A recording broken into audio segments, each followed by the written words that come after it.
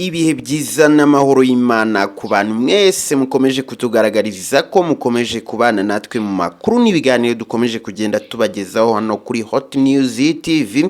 Katwizere ko aho muherereye rero mumeze neza cyane, tubifuriza amahoro y'Imana, imigisha y'Imana, uburinzi bw'Imana n'ibyiza itanga ko byakomeza kugenda bibana namwe. Birumvikana ko tuba tugarutse muri wa mwanya tugenda tubagezaho ibiba bikomeje kugenda bivugwa hirya no hino mu bice bitandukanye tugiye dutuyemo, ndetse n'ibibera mu makaritsiye agiye anyuranye, aho twibanda mu byagiye bisohoka mu itangazamakuru ku mbuga nkoranyambaga ndetse n'aho dutuye.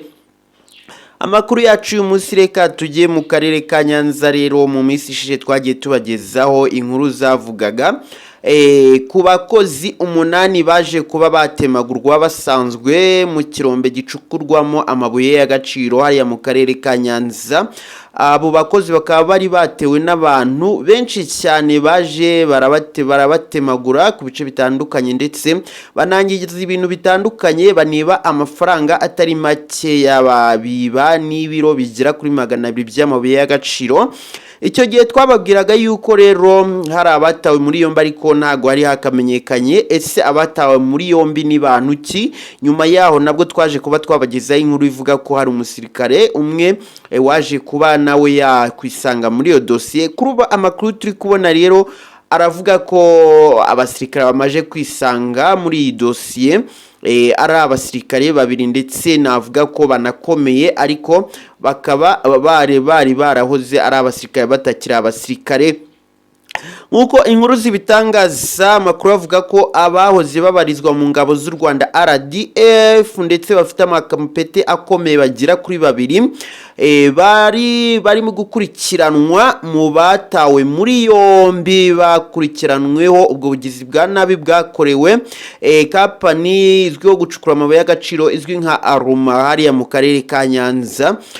Ubwo abagizi ba nabi bagendaga bakabasanga abakozi bi kampani mu kirombe, bakabakomeretsa bakoresheje imihoro, ndetse bakanabambura amafaranga n'amabuye bari bacukuye agira ku biro 200. Abo bagizi ba nabi bakaba barakomeje bakajya kwangiza n'ibindi bintu mu isantere aho ngaho, inkoko, ibiki, amamoto n'ibindi bitandukanye. Abatawe muri yombi rero na abantu 17, ariko nyuma haje gutabwa abandi 7. Ebwo n'abantu bagira muri 20 na bangahe. Muri 20 na bangahe hakaba harimo abasirikare 2, umwe ni Major Rugamba Robert, undi akaba yarahoze ari Capitaine Jean Paul Munyabarenzi.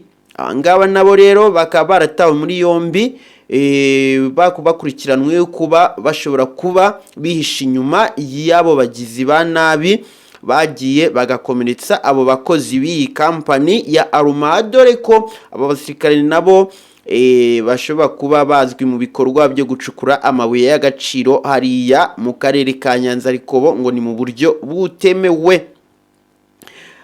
Amakuru akomeza avuga ko umwe rero ari we Major Rugamba Robert yaje gufungurwa, ariko by'agateganyo ntago ari gufungurwa burundu, ubwo akakurikiranwa ari hanze kubera impamvu z'uburwayi. Ariko noneho uyu nguyu Capitaine Jean Paul Munyabarenzi we aracyafunganywe n'abandi, akurikiranwe afunze.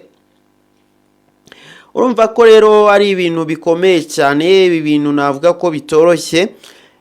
Niba abakagombye kuducungira umutekano nabo babarizwa mu bikorwa byo guhungabanya umutekano, ariko ubwo ntago umuntu yakwemeza ngo bimeze gutya. ku rubanza ruzagenda rusomwa niko tuzagenda tumenya ukuri kwibi bivugwa kuri abahoze babarizwa mu ngabo z'u Rwanda, Rugamba Robert ariwe Major ndetse na Capitaine Jean Paul Munyabarenzi. Tuzagenda tumenya ibyari byo. Abo bakomeretsekejwe rero bakaba barahise bajyanwa kwa muganga. Icyo gihe birumvikana ko bashobora kuba baratashye, kuko bahise babitaho mu buryo bwose bushoboka. Muri aba bakomerekejwe rero, amakuru akavuga yuko bashobora kuba barahoze ari abakozi baba basirikare batawe muri yombi. Ngayo nguko amakuru dufite nayo ngayo, ubwo tuzagenda tuyabagezaho uko azagenda asohoka. Abari mu karere ka Nyanza namwe